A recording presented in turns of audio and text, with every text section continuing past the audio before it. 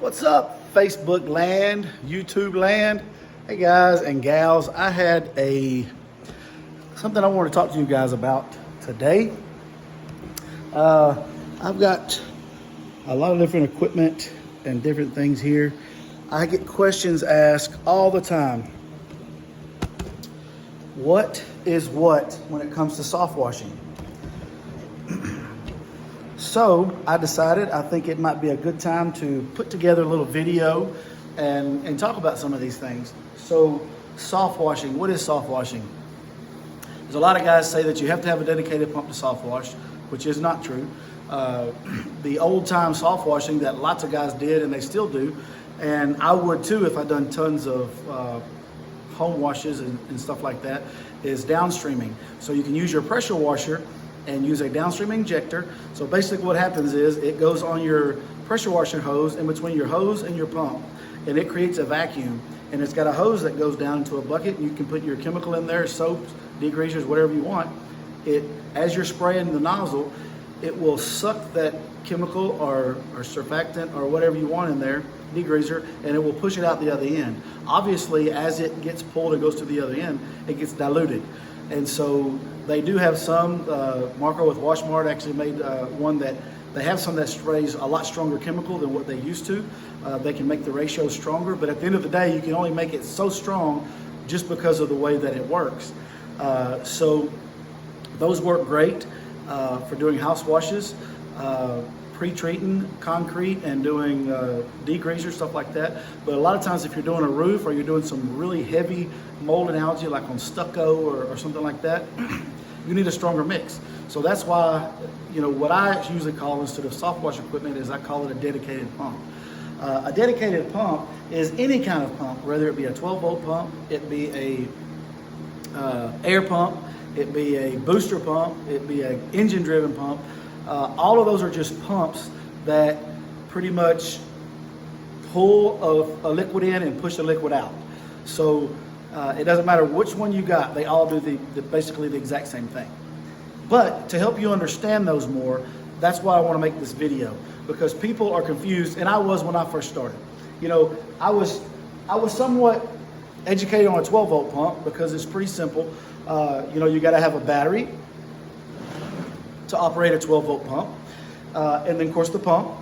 And then, to make it simple, if you don't have a proportioner or a blend unit or whatever, all you have to do is hook these two wires to that battery, the pump will come on, hook this hose into the bleach, hook the exit to a spray gun, and you're spraying bleach. So that makes it really simple to understand. Obviously, when you put a blend system in with it and some other things, pressure switches and stuff, it makes it more complex. But I want to say it that way so that it really makes it understandable.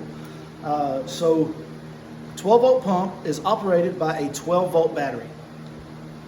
That's how that works. So now, that was pretty simple.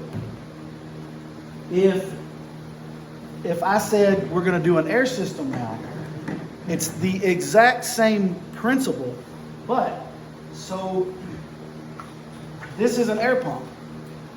So instead of a 12-volt pump, you have an air pump. So here's your air pump, and instead of that battery, now you have an air compressor.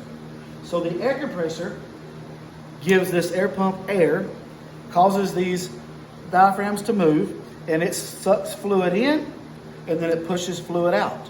So same as the 12-volt. If I hook this line, put this line right into a bucket, put this line with a spray hose, it's going to suck that fluid in, push it right back out the other side. So where that's a 12-volt, it uses a battery. This is air, it uses an air compressor to work it.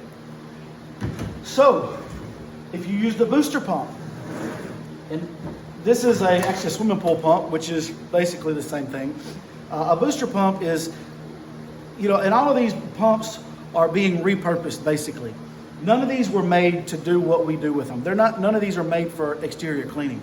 These are made for, the electric pumps are made for water movement, or a lot of them are, for like in campers and just a lot of different reasons why you'd move water. The booster pump is just a water well pump. It's made to put in a water well to pump water out, pump it into your house. Obviously they use it for other reasons too, but that's the main reason.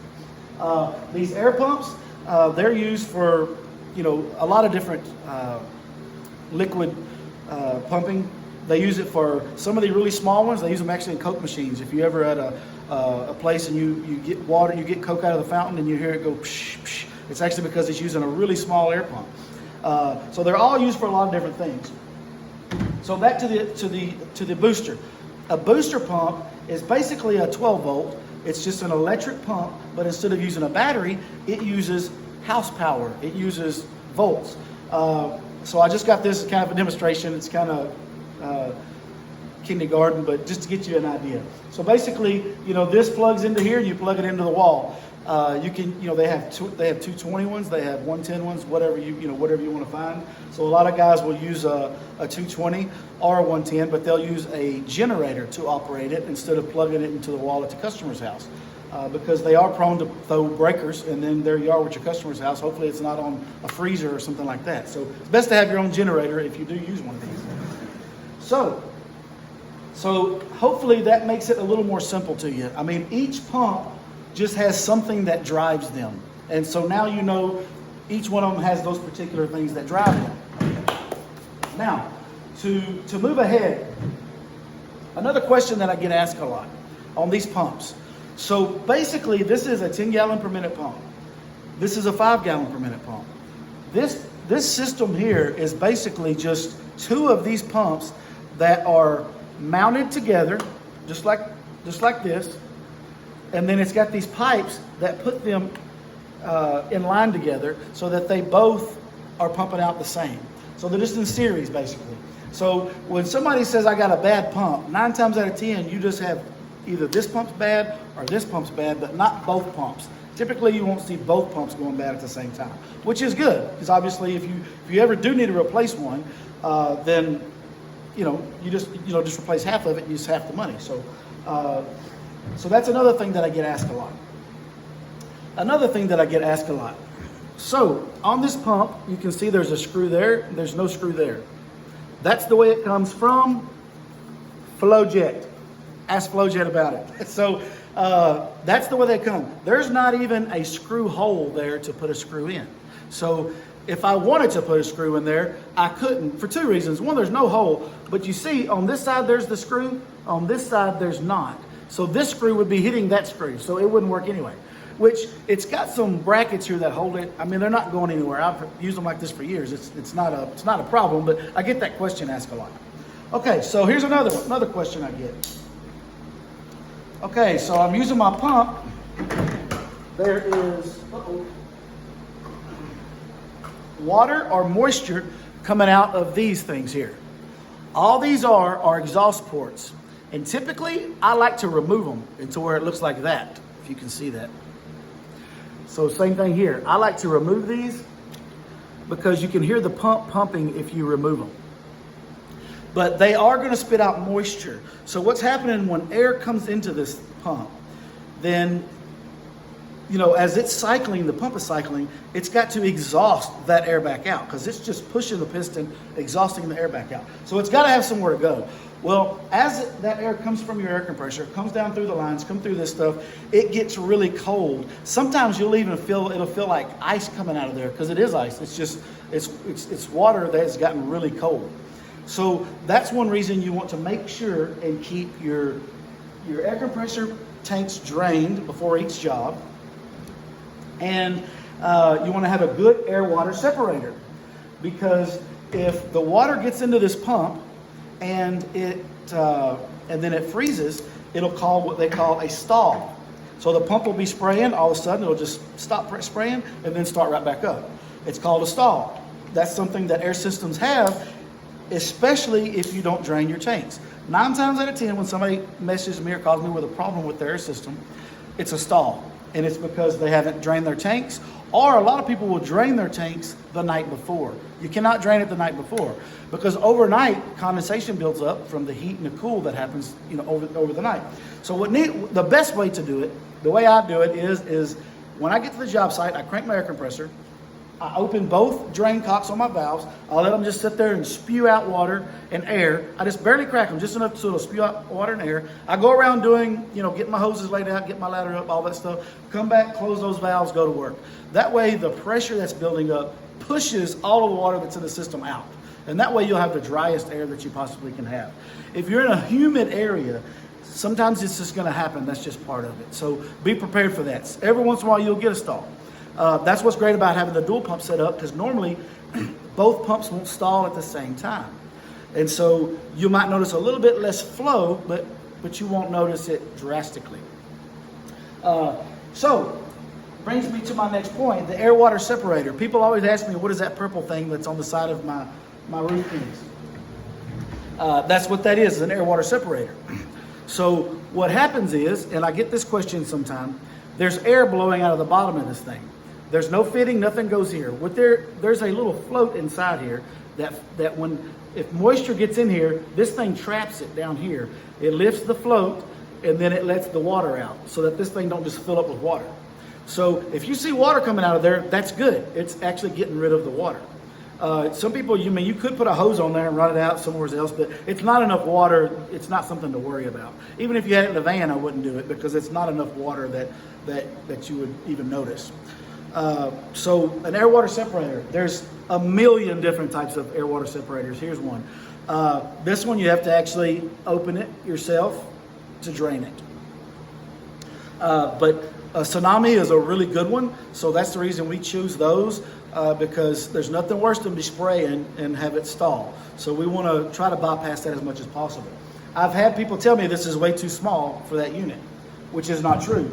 Obviously, I researched this stuff before I just pull it out of here. And so this is made for 20.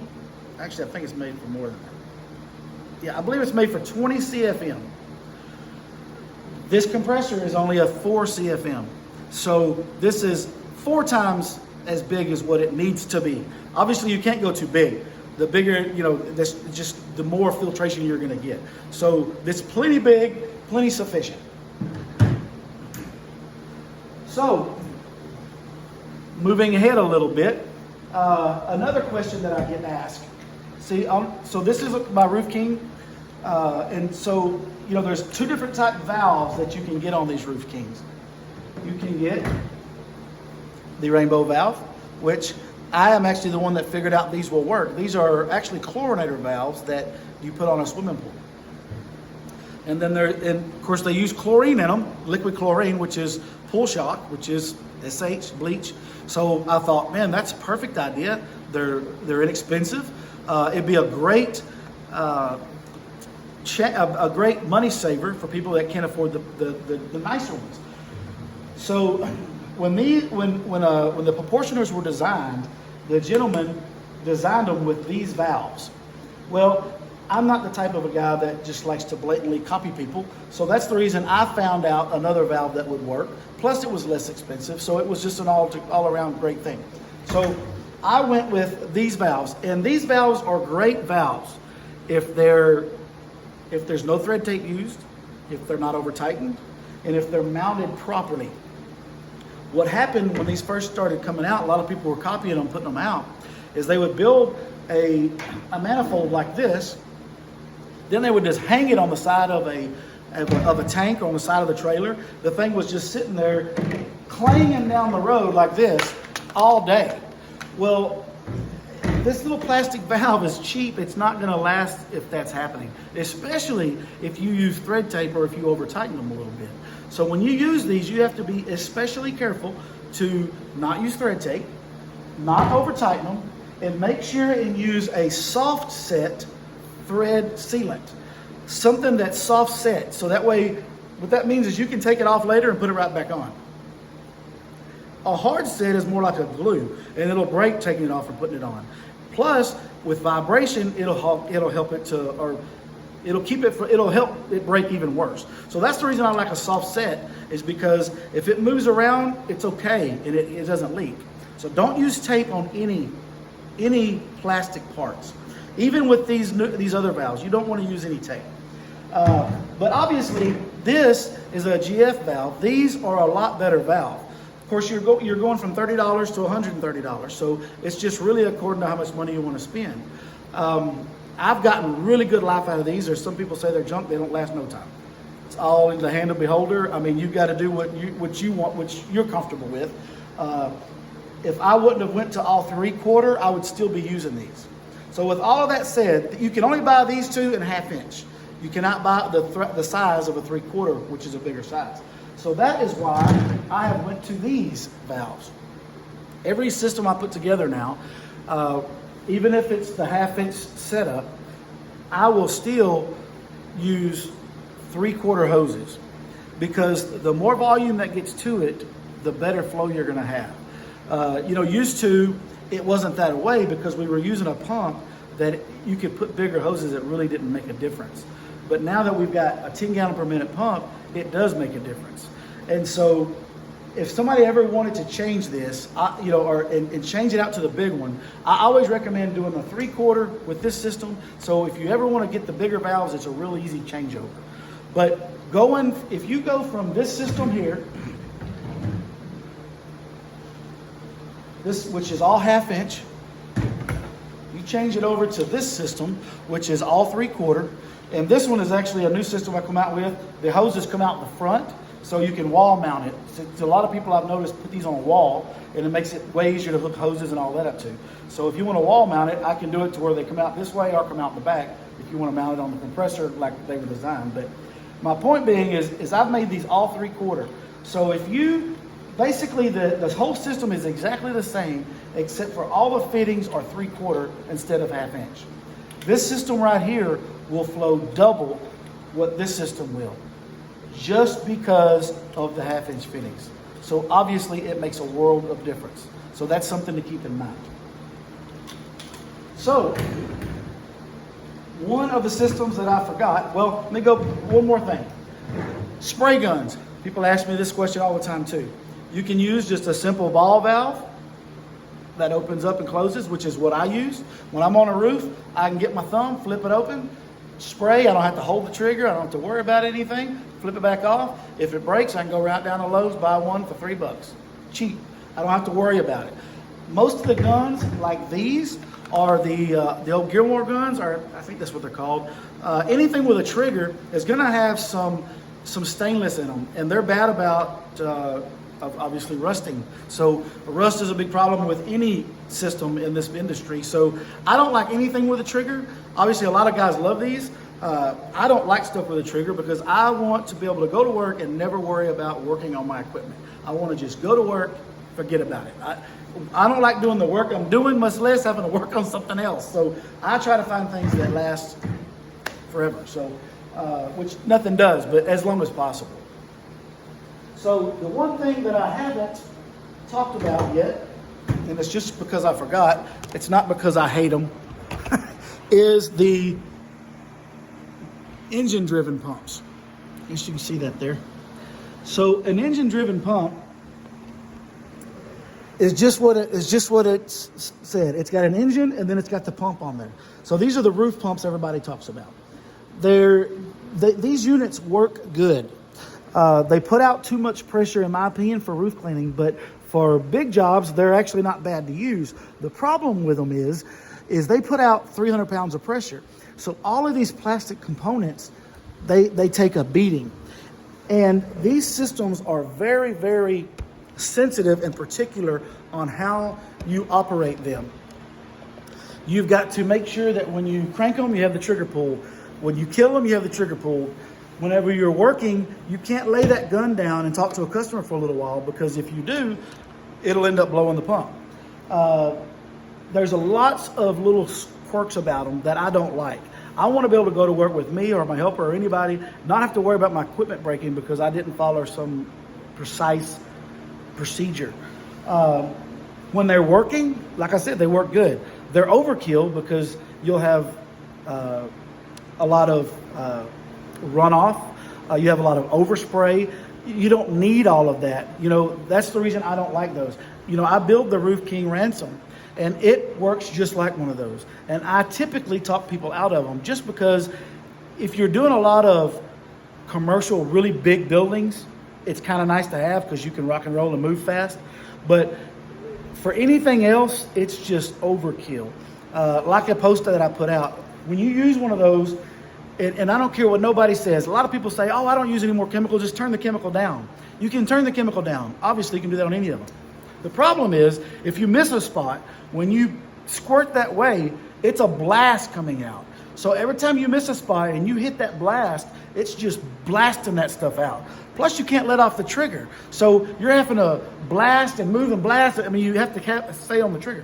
With my system or a 12-volt system, you can let off the trigger. You can spray, and when you do, it's not such a major blast. You're not wasting a bunch of chemical on those blasts.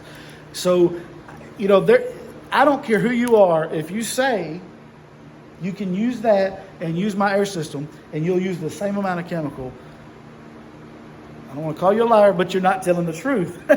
I've used them. I've used every system. I've used gas-powered, I've used booster, I've used 12-volt, I've used air, and I mean, I've used them all for myself, so I know how they work. So I'll cut this video. I mean, I know I've rambled on for a while, but I get a lot of these questions, and I thought, you know what? I'm just going to set up a table with everything on it, and that way everybody can see, you know, all the different pieces and how they work. I do go over some of this in my class that I have. One thing I want a lot of you guys to know is obviously I'd love for you to come to my class. I don't mind answering questions sometimes online or by messenger. Some of it, you know, obviously I can't get too lengthy because I've got a life too. So, but with my class, I go over a lot of things. For one, I mean, I go over from the equipment that you use to marketing the job, pricing the job, selling the job, doing the job, and then collecting the job, and then keeping that customer coming back for more. I do about a half a days of marketing and sales, which is a very big part of it. So even if you know about roof cleaning, I'm hoping maybe I could give you a tip or two, but coming to the class is obviously good because it also tells you, I can also help you with sales. That's something that I really am passionate about. I love sales. Now, when I say sales, I'm not the guy that pushes anybody into anything. I don't want anybody to buy anything that they don't want. Buyer's remorse is horrible. But I'm a true believer in giving enough information so a customer can make their decision. If I give them enough information and they choose not to use me, they're just stupid. No, I'm just kidding. But my point being is I try to give enough information to where they can understand the positives and negatives. And at that point, if they make a decision, well, hey, they made their own decision. And if they're happy, I'm happy. But if I don't give them enough information, and then they go hire the wrong person, and something bad happens, I feel guilty because I felt like it was my job to educate them, and then I didn't do it. So at the end of the day, I'm here to help guys if I can. If you have any more questions, don't hesitate to shoot me a message. I'm glad to help any way I can. And if you guys want to come to the class, hit me up. I'd love to see you guys, meet you guys in person. And if you have a question about equipment or roof cleaning, anything in general, pressure washing I'm not as strong in. Obviously I do it and I can educate you on what I know, but there's a lot more to it than what I know. So if I don't know the answer, a lot of times I can send you the guy that does. Same with a lot of different chemicals. I'm not real educated like wood. You know, obviously there's the Wizard of Wood for that. There's Marco Ramonda at Washmart for pressure washing. There's Craig Harrison for chemicals. So, you know, our industry is just like any other. There's a go-to guy for different things. And in my opinion, those are the guys that are the go-to for those situations. So you guys have a great day. Have a great Christmas. It's Christmas time right now. You guys have a great Christmas. And I look forward to talking to you guys in the future.